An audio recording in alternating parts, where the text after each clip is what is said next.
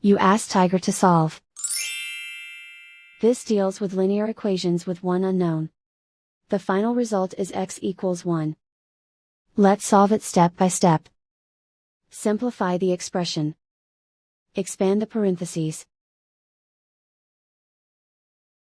Simplify the arithmetic.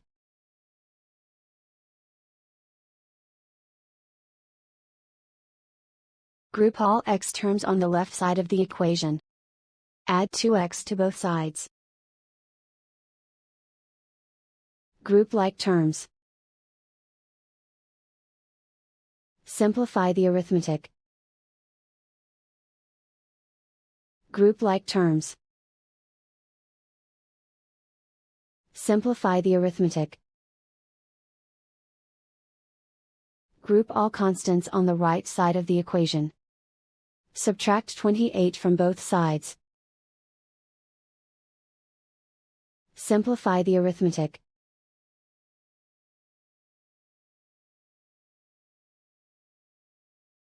Isolate the x.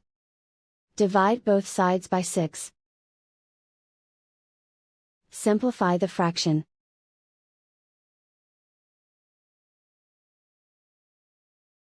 And so the final result is x equals 1.